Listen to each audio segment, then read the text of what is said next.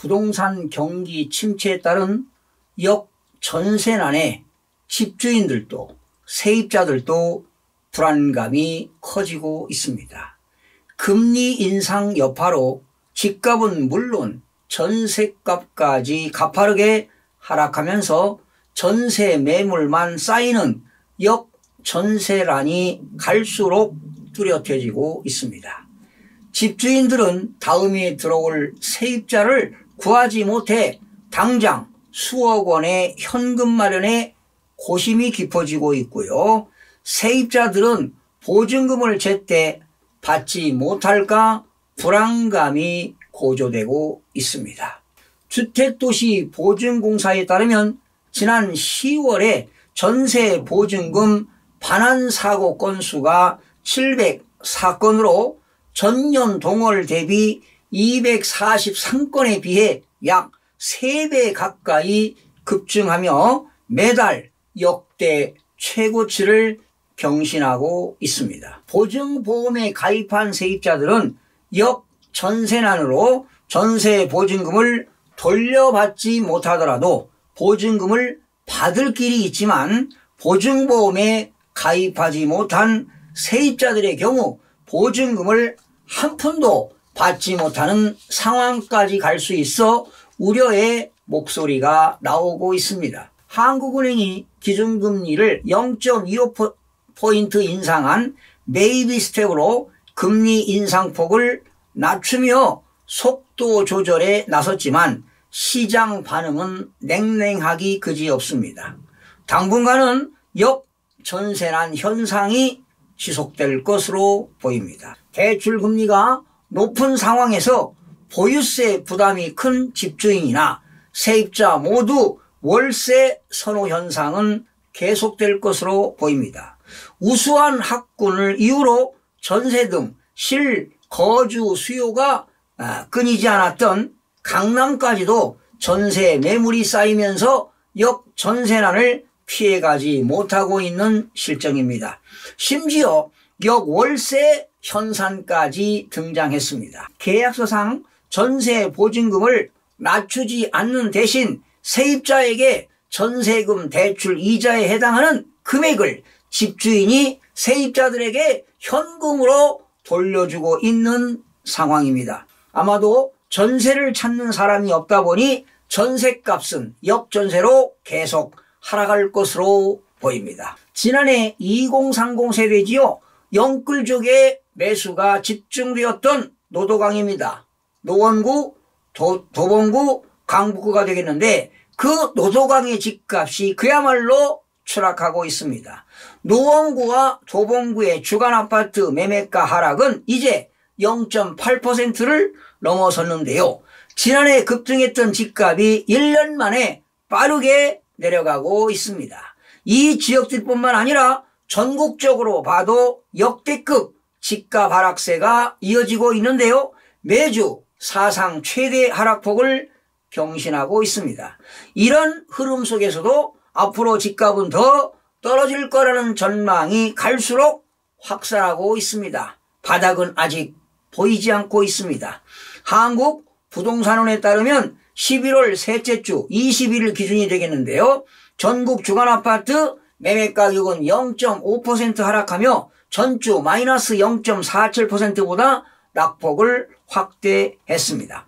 또다시 기록을 갈아치웠는데요. 부동산원이 2012년 5월 관련 통계를 작성하기 시작한 이래 최대 낙폭입니다. 수도권과 지방아파트 매매가 역시 전주보다 마이너스 0.61, 마이너스 0.40% 하락하며 낙폭이 커졌고요. 서울도 마이너스 0.52%를 기록하며 3주째 최대 낙폭을 경신하고 있습니다. 특히 서울 중에서도 이른바 노도강이라고 불리는 외곽지역의 하락세가 눈에 띕니다.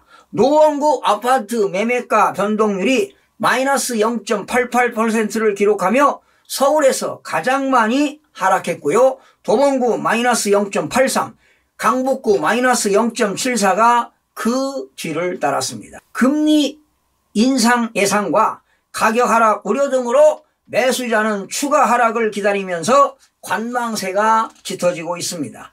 급매물 위주로만 간헐적으로 거래가 성사되는 시장 상황이 지속되면서 하락폭이 확대되고 있습니다. 이처럼 역대급 직급 하락세가 이어지고 있는데도 여전히 바닥은 보이지 않는 분위기입니다. 집값이 앞으로도 더 하락할 거라는 목소리가 커지는 것은 물론 내년 경기가 더욱더 악화될 거라는 전망에도 힘이 실리고 있습니다. 연말을 앞두고 국내 기관들이 내놓은 전망에도 시장의 눈길이 쏠리는데요. 우선 경제협력개발기구는 지난 23일 내년 한국의 성장률 전망치를 기존 2.2%에서 1.8%로 낮춰 잡았습니다. 한국은행 역시 24일 수정 경제 전망을 통해 내년 성장률 전망치를 기존 2.1%에서 1.7%로 대폭 내렸고요. 아무래도 내년에는 경기 한파가 올 것으로 보입니다. 이처럼 경기는 악화되고 대출 금리 부담은 커지기만 하니 집값 하락 흐름이 뒤바뀌기는 어려울 수밖에요. 정부가 규제지역 해제에 이어 공시가격 인하로 보유세를 완화해주는 등의 방안을 지속해 내놓고 있지만 뚜렷한 변화는 아직 나타나지 않고 있습니다. 기준금리 인상 기조가 멈추지 않는 한 시장의 온기가 돌기까지는 꽤 많은 시간이 필요할 것으로 보입니다.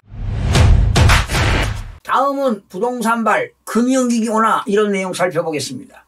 국내외 금융경제 전문가가 10명 중 6명은 1년 안에 금융시스템 위기가 닥칠 가능성이 있다고 진단했습니다. 주요 위험 요인으로는 기업 부실 위험과 높은 가계부채 수준 등 대부분 대내 요인이 꼽혔습니다. 1년 이내 단기에 금융 시스템 위기를 초래할 충격이 발생할 가능성에 대해 무려 58.3%가 높다고 답했습니다.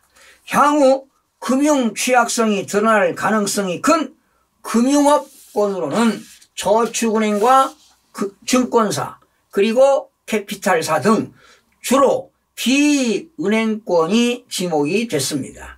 높은 취약 차주 비중과 부동산 프로젝트 파이낸싱, 대출 부실 위험 등이 반영된 결과로 해석이 됩니다. 1년 내 단기로는 기업의 자금 조달 여건 악화에 따른 부실 위험 증가와 금융기관 대출 부실화 및 우발 채무 현실화 우려가 가장 높게 조사됐는데요. 1년에서 3년 내 중기로는 부동산 시장 침체와 함께 높은 가계부채 수준 및 상환 부담 증가, 응답 비중이 컸습니다. 금리 인상 등의 여파로 전국의 아파트 가격이 떨어지고 있는데요. 미분양 물량도 늘고 있는데 이 중 대구와 경북 지역은 전국의 절반가량을 차지하면서 그 지역에서는 부동산발 금융위기 우려까지 나오고 있습니다. 대구 동구에만 1200채를 비롯해 8구, 군의 아파트 미분양 물량이 1만 채가 넘어선 상황입니다. 그중 미분양 물량이 가장 많은 곳은 대구 수성구인데요. 대구 수성구는 학군과 생활 편의성 등으로 고가 아파트가 가장 많은 곳이지만 미분양 물량은 3천여 채가 넘습니다. 국토교통부 통계에 따르면 9월 말 현재 전국의 아파트 미분양은 4만 1,600채로 수도권을 제외한 지방이 3만 3,700여 채입니다.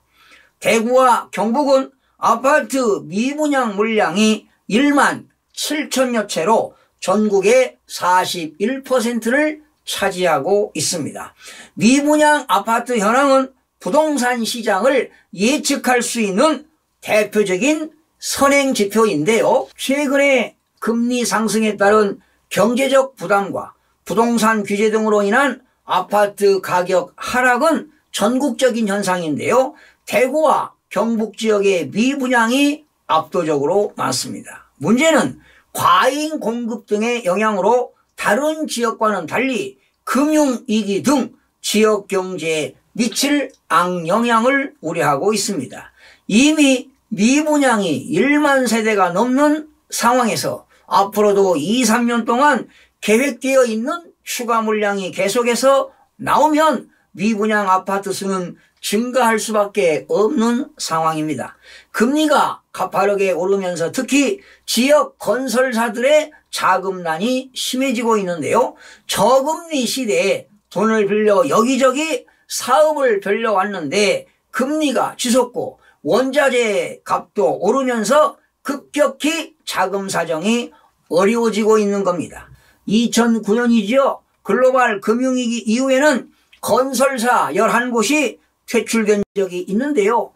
또 그런 일이 벌어지지 않을까 하고 시장 불안감이 높아지고 있습니다. 우리 금융시장의 안정성을 높이기 위해서는 자금시장 경색 방지를 위한 당국의 적극적인 유동성 공급과 시장 소통 강화는 물론이고 특히 가계 부채와 경기 침체를 고려한 금리 인상 속도 조절론이 절실해 보입니다. 시청해 주신 여러분 고맙습니다. 유익한 정보로 다음 시간에 찾아뵙겠습니다. 마음이 드셨다면 구독, 좋아요 꼭 부탁드리겠습니다. 고맙습니다.